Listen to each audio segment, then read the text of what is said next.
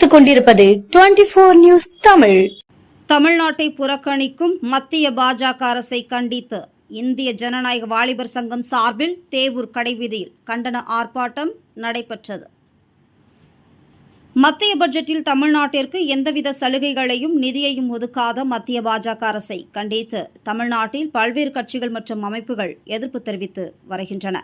அதன் ஒரு பகுதியாக இந்திய ஜனநாயக வாலிபர் சங்கம் சார்பில் தமிழ்நாடு முழுவதும் 2024-2025 பட்ஜெட்டிற்கு எதிர்ப்பு தெரிவித்தும் மத்திய பாஜக அரசை கண்டித்தும் ஆர்ப்பாட்டம் நடைபெற்று வருகிறது.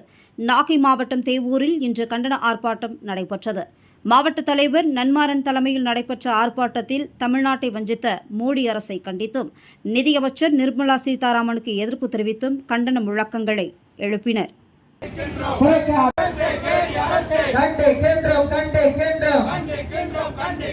தமிழகத்தின் நிதியை வழங்க மறுக்கும் மோடி அரசு,